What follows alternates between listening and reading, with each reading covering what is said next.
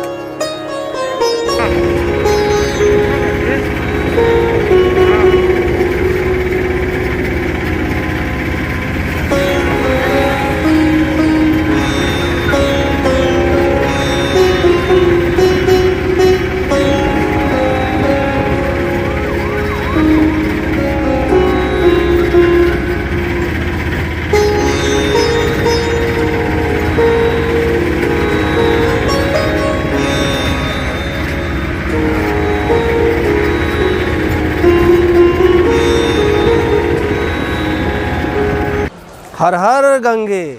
आज प्रातः काल मैं हर की पैड़ी में उपस्थित हूँ और स्नान करने के पश्चात, दान पुण्य करने के पश्चात हर की पैड़ी का यह नज़ारा आपको दिखलाना चाहता हूँ। यहाँ देखिए माँ गंगा की कलकल करती धारा कितनी तेज प्रवाहित हो रही है। जल बहुत ही शीतल है। यह तन के साथ साथ मन को भी शांत करने वाला है। आइए एक बार माँ गंगा को आप भी मन से प्रणाम कीजिए। मानसिक पूजा भी बहुत बड़ी पूजा होती है, जैसे कि शारीरिक पूजा होती है। यदि आप यहाँ नहीं आ पाए हैं तो फिर भी मानसिक रूप से माँ गंगा का ध्यान करते हुए आइए माँ गंगा को प्रणाम करते हैं।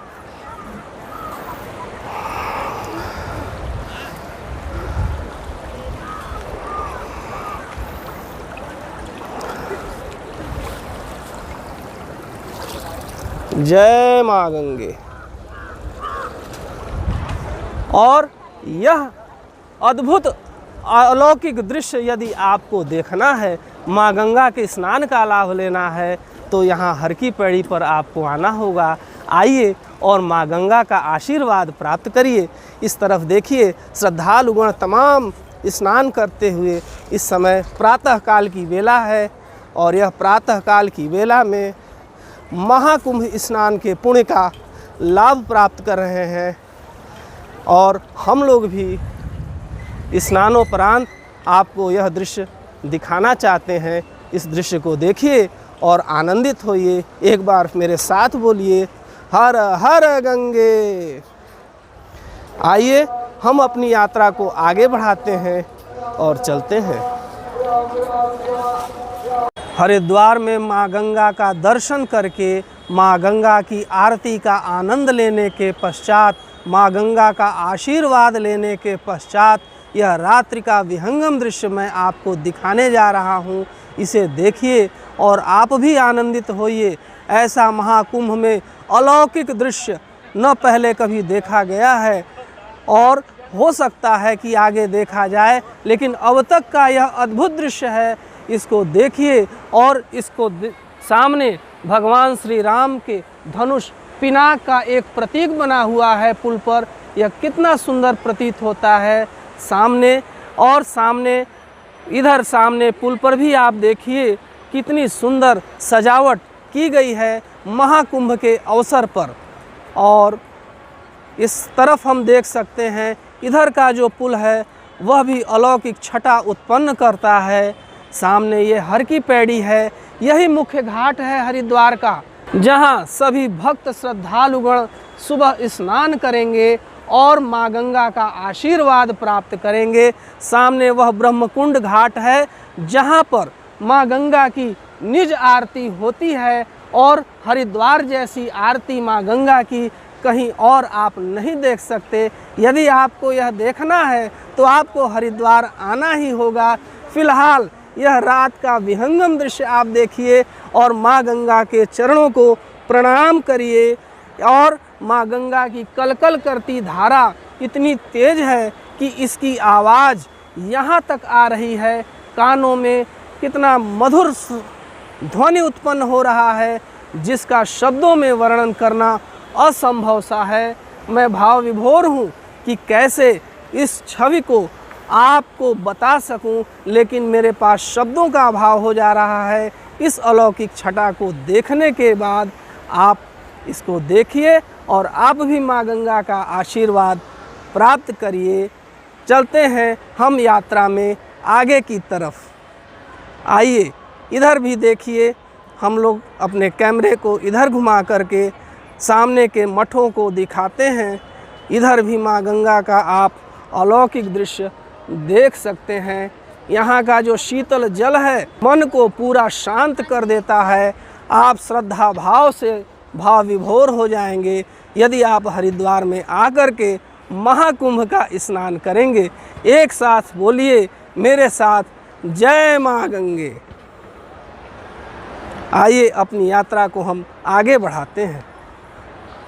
हर की पैड़ी के स्नान के पश्चात अब हम प्रस्थान कर रहे हैं माँ मनसा देवी के लिए। और यहाँ माँ मनसा देवी के रास्ते में आपको पदमार्ग भी मिलेगा और उड़न खटोला अर्थात रोपवे का भी साधन है। आप दोनों साधन के माध्यम से माँ मनसा देवी का दर्शन कर सकते हैं। मनसा देवी का मंदिर शिवालिक पर्वत श्रृंखला में पड़ता है और यह भगवान भोलेनाथ, भगवान शिव के मानस पुत्री बताई जाती हैं, जो कि वासुकी नाग की बहन भी बताई जाती हैं। यह देखिए पूजन सामग्री यहीं से बिकनी शुरू हो गई है। अब हम प्रस्थान करते हैं मनसा देवी की तरफ। हम पदमार्ग से न चलकर हम रोपवे से प्रस्थान करेंगे। आइए अपनी यात्रा को आगे बढ़ाते हैं। अब हम मनसा देवी के लिए रोपवे के माध्यम से ऊपर जा रहे हैं। आप इस रोपवे को ओपन रोपवे के रूप में देखिए। अगल बगल का दृश्य देखिए, यह कितना सुंदर प्रतीत होता है। माँ मनसा देवी वासुकी नाग के बहन के रूप में जानी जाती हैं। पौराणिक मान्यताओं के अनुसार जब भगवान शिव से वासुकी ने, उनके जो गर्दन में जो सर्प रहते हैं उनका नाम वासुकी नाग है, उन्होंने प्रार्थना की कि मेरी भी कोई बहन हो, तो अपने संकल्प शक्ति से भगवान शिव ने, भगवान भोलेनाथ ने एक अपने मस्तक से माँ मनसा देवी को प्रकट किया। इसीलिए इनका नाम मनसा देवी पड़ा। पीछे देखिए रोपवे से हरिद्वार शहर का सुंदर दृश्य, हर की पैड़ी का सुंदर दृश्य दिख रहा है। यह विहंगम दृश्य आपको और कहीं देखने को नहीं मिलेगा। हम लोग रोपवे से धीरे धीरे ऊपर की तरफ जा रहे हैं और माँ मनसा देवी जो शक्तिपीठ है वहाँ दर्शन का लाभ प्राप्त करेंगे। आप लोग हर की पैड़ी का सुंदर नज़ारा यहाँ से देखिए। यह अब अद्वितीय, अलौकिक और विहंगम दृश्य है जो कि मनसा देवी की पहाड़ी से दिखाई पड़ रहा है। आप इसका आनंद लीजिए।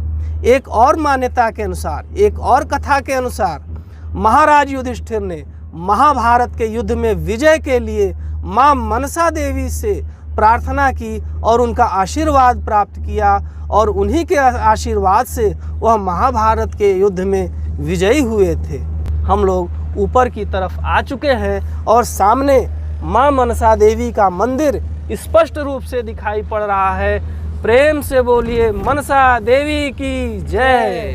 अब हम माँ मनसा देवी के मंदिर में प्रवेश कर चुके हैं। अगल बगल देखिए पूजा सामग्री की दुकानें सजी हुई हैं और माँ के दरबार में आरती का दृश्य चल रहा है। हम लोग अंदर प्रवेश करते हैं माँ मनसा देवी के दरबार में। प्रेम से बोलिए मनसा देवी की जय। माँ मनसा देवी का दिव्य रूप का दर्शन करने के पश्चात अब मैं मंदिर से बाहर आ चुका हूँ और अब हम लोग यात्रा को आगे जारी रखेंगे। इस शक्तिपीठ का दर्शन करने के पश्चात मन अभिभूत है, जिसे भावों से ही व्यक्त किया जा सकता, शब्दों से व्यक्त नहीं किया जा सकता। माँ मनसा देवी का दर्शन पूर्ण हुआ। चूँकि अंदर फ़ोटो खींचने की मनाही है, इसलिए प्रशासन का सम्मान करते हुए मैं आपको अंदर का फ़ोटो या तस्वीर माँ की नहीं दिखा रहा हूँ। आइए हम लोग अपनी यात्रा को आगे बढ़ाते हैं। हरिद्वार की यात्रा को आगे बढ़ाते हुए हम चलते हैं माँ चंडी देवी के दरबार में। माँ चंडी देवी का स्थान मनसा देवी से 4 से 5 किलोमीटर दूर है।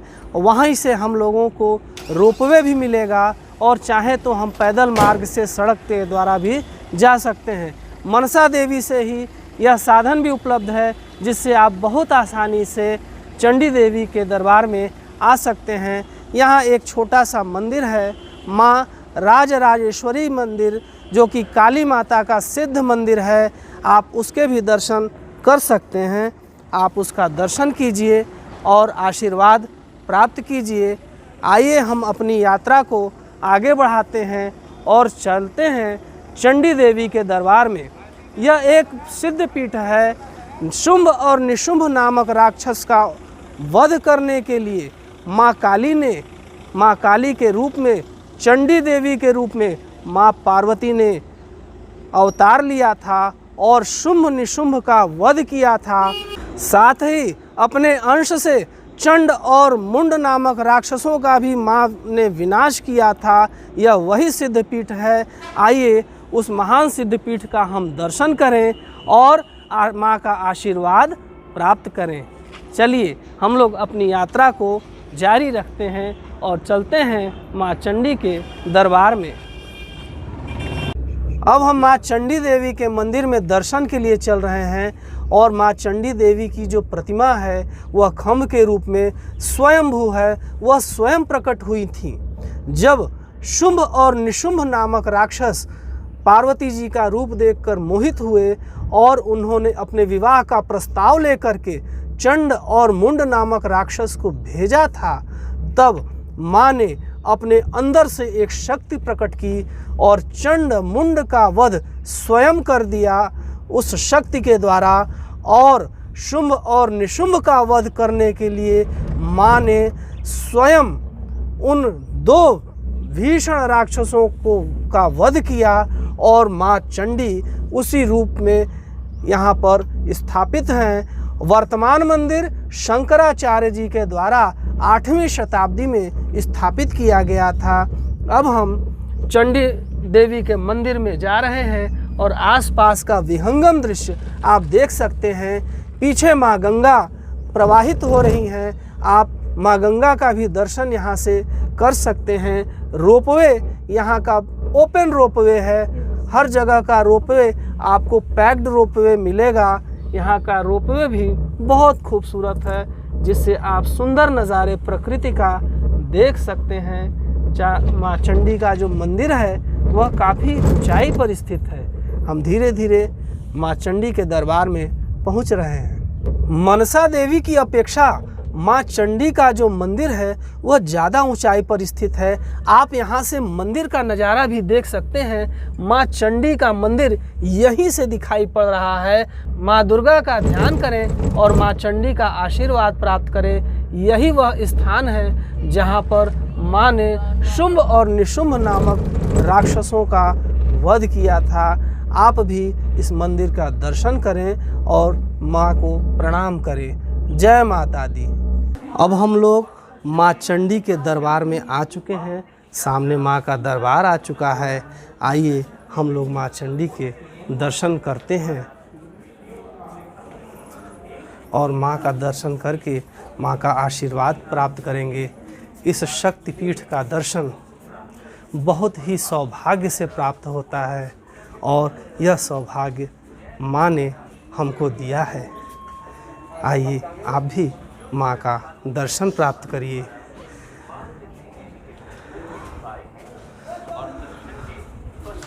यहाँ थोड़ी सी लाइन लगी हुई है, इस लाइन में हम भी लगेंगे और माँ का दर्शन प्राप्त करेंगे। माँ चंडी का हमने आशीर्वाद प्राप्त कर लिया और माँ चंडी का आशीर्वाद प्राप्त करने के बाद हम रोपवे से नीचे आ चुके हैं। चलिए हरिद्वार यात्रा को हम और आगे ले चलते हैं। अब हम आ पहुँचे हैं योग भूमि ऋषिकेश में। जी हाँ, यहाँ रैभ्य ऋषि ने भयंकर तपस्या करके भगवान विष्णु को प्रसन्न किया और भगवान विष्णु ने ऋषिकेश के रूप में रैभ्य ऋषि को दर्शन दिया। इसलिए इस पवित्र नगरी को ऋषिकेश के नाम से जाना जाता है। इस समय मैं लक्ष्मण झूला पर स्थित हूँ। यह झूला 1916 में अंग्रेज शासन में बनाया गया था। मान्यता है कि इस स्थान पर जूट के रस्सी के द्वारा भगवान श्री लक्ष्मण ने इस गंगा नदी को पार किया था। इस लक्ष्मण झूला को आप ध्यान से देखिए। यह झूला पदगामी पुल है जिसे चल करके पार करते हैं और ये झूलता रहता है चलते समय। अतः यहाँ आइए अगर तो लक्ष्मण झूला अवश्य घूमिए। बगल में ही इसके नाम पर नया एक पुल बना हुआ है जिसे राम झूला कहते हैं और एक जानकी सेतु भी बना हुआ है। अतः ऋषिकेश में यह अत्यंत रमणीय और मनोरम स्थल है। ऋषिकेश वह पवित्र स्थल है जहाँ पर माँ गंगा पहाड़ों की गोद को छोड़ करके मैदानों की तरफ चलती हैं। आप माँ गंगा का यहीं से दर्शन कीजिए और अपने आप को कृतार्थ कीजिए। यह विहंगम दृश्य आपको यदि देखना है तो आपको ऋषिकेश में ही आना पड़ेगा। अगर ऋषिकेश से बाहर यह मनोरम दृश्य, यह सुंदर स्थली कहीं देखने को नहीं मिलेगी, जहाँ से माँ गंगा अपने पहाड़ों की गोद को छोड़कर, हिमालय के द्वार को छोड़कर मैदान की तरफ चलती हैं। आइए अब हम आगे की तरफ बढ़ते हैं और अपनी यात्रा को आगे बढ़ाते हैं। लक्ष्मण झूला, राम झूला और जानकी सेतु के पश्चात हम ऋषिकेश की ही नगरी में त्रिवेणी घाट पर उपस्थित हैं और यह सुंदर घाट इसलिए प्रसिद्ध है कि यहाँ पर माँ गंगा, माँ यमुना और माँ सरस्वती का मिलन होता है। यहीं से माँ गंगा 3 भागों में विभक्त होकर के आगे सीधे प्रयागराज उत्तर प्रदेश में मिलती हैं। यह देहरादून जिले में स्थित माँ गंगा की पवित्र नगरी ऋषिकेश का त्रिवेणी घाट है। आप यहाँ का विहंगम दृश्य देख सकते हैं और इधर से माँ गंगा आती हैं और कल कल बहती हुई यह विहंगम दृश्य आपको ऋषिकेश में आने पर ही दिखेगा। आइए सबसे पहले माँ गंगा को प्रणाम करते हुए हम माँ गंगा की आराधना करते हैं। आप भी इसका आनंद लीजिए और पुण्य का लाभ प्राप्त करिए। यह देखिए माँ गंगा शंकर जी की जटाओं से निकल करके यहीं से, यही वह स्थान है जहाँ पर पहाड़ों की गोद से निकल कर के मैदानी इलाकों में प्रवेश करती हैं और पहला नगर पड़ता है हरिद्वार। यहीं से माँ गंगा हरिद्वार में प्रवेश करेंगी और हम आइए सबसे पहले माँ गंगा को प्रणाम करते हैं।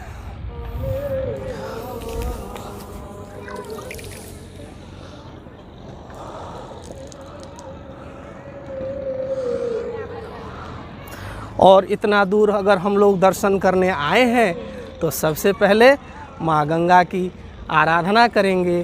पुष्प और आरती के द्वारा माँ गंगा का अभिषेक करने का सौभाग्य जो प्राप्त हुआ है उसे भी हमें लेना चाहिए।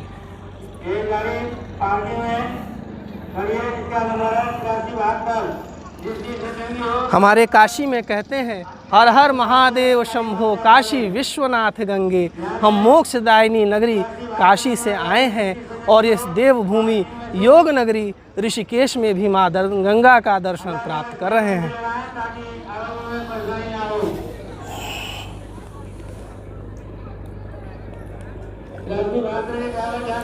जय माँ गंगे। इतने बड़े तीर्थ का दर्शन करने के बाद आइए यहाँ से जल भी ले चलते हैं। ऋषिकेश का पवित्र जल हमेशा अपने घर में रखें, जिससे हमारे घर में माँ गंगा का वास हो और हमारा घर परिवार सुख शांति और समृद्धि से परिपूर्ण हो।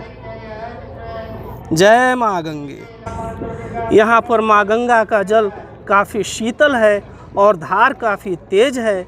इस गंगा धारा से हम जल का संग्रहण करेंगे और इस पवित्र जल को अपने घर में रखेंगे, जिससे माँ गंगा का आशीर्वाद हमें सदैव मिलता रहे।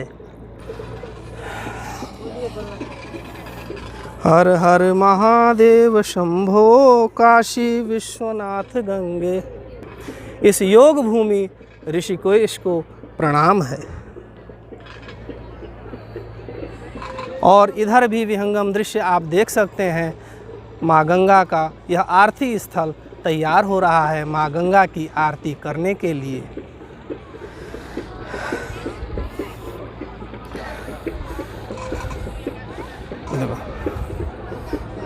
आइए हम अपनी यात्रा को और आगे की तरफ बढ़ाते हैं और वापस चलते हैं पुण्य नगरी हरिद्वार की ओर। चलिए।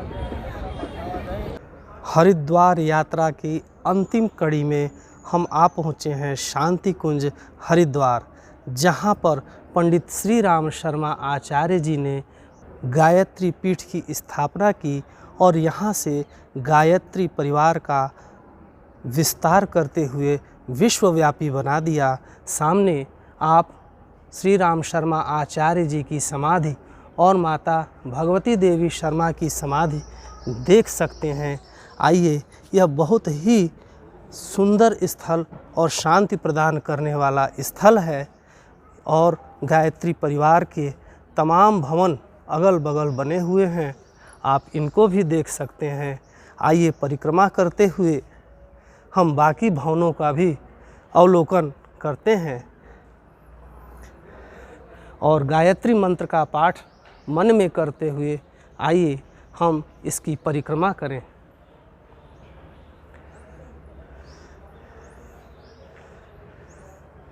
यह सामने यज्ञशाला भी बनी हुई है, आप यज्ञशाला भी देख सकते हैं।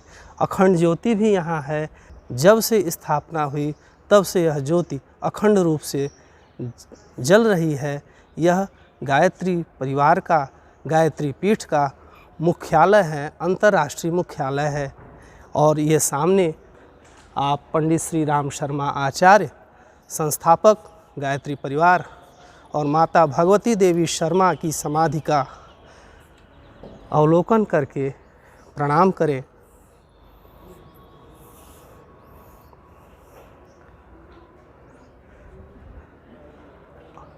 यहीं पर मैं अपनी हरिद्वार यात्रा और साथ ही ऋषिकेश यात्रा को विराम देता हूँ। यदि आपको यह एपिसोड पसंद आए, कमेंट, लाइक और शेयर ज़रूर करिएगा। सभी प्रामाणिक जानकारियों के लिए ही हमारा चैनल जाना जाता है। मिलते हैं अगले एपिसोड में नई जानकारी के साथ। देखते रहिए आपका अपना चैनल वास्तुगुरु। ओम भूर्भुवः स्वः तत्सवितुर्वरेण्यं भर्गो देवस्य धीमहि धियो यो नः प्रचोदयात्।